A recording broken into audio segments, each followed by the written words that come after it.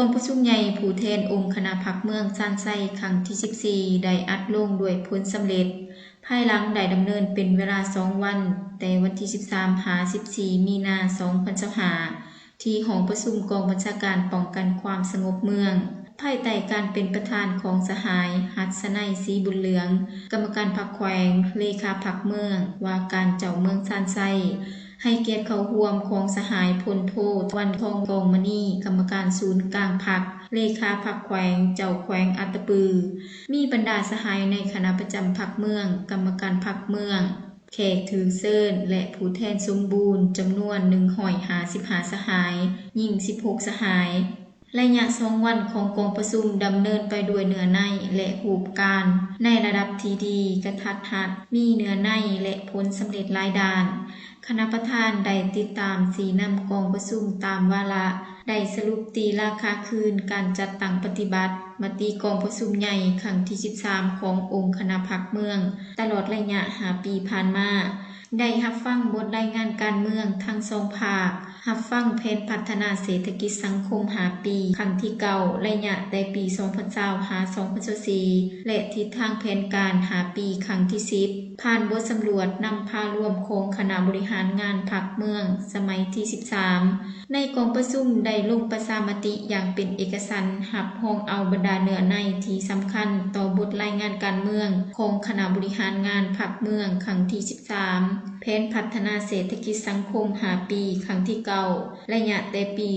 2020หา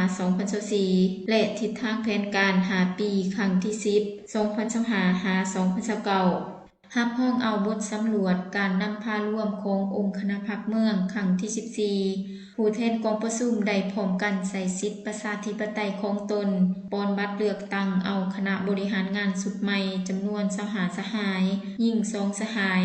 กองประชุมครั้งปฐมฤกษ์ได้ตกลงเลือกเอาคณะประจำ7สหายเลือกเอาสหายหัสนัยศรีบุญเหลืองเป็นเลขาคณะบริหารงานพรรคเมือง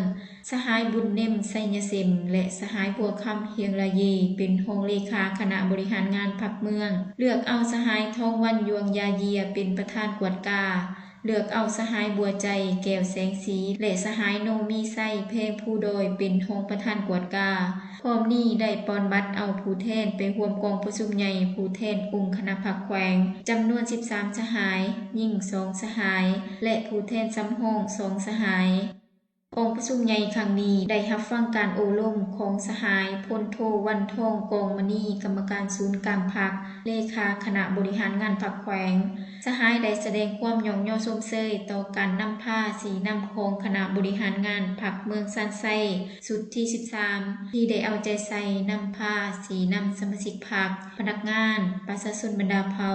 ปฏิบัติหน้าที่การเมืองและญาติได้ผลสำเร็จหลายด้านพร้อมกันนั้นสหายยังได้แสดงความเป็นห่วงเป็นใยต่อด่านอ่อนโขคงคางและให้ทิศเยี่ยงทางแต่ละด้านละเอียดพร้อมทั้งให้ความเชื่อมั่นต่อคณะพรรคสุดใหม่ที่จะสืบต่อนำพาสีนำจัดตั้งปฏิบัติมติกองประชุมใหญ่ผู้แทนองค์คณะพรรคเมืองซ่านไส้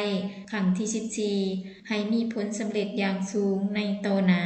เพื่อเฮ็ดให้เมืองซ่านไส้มีการพัฒนาอย่างก้าวกระโดด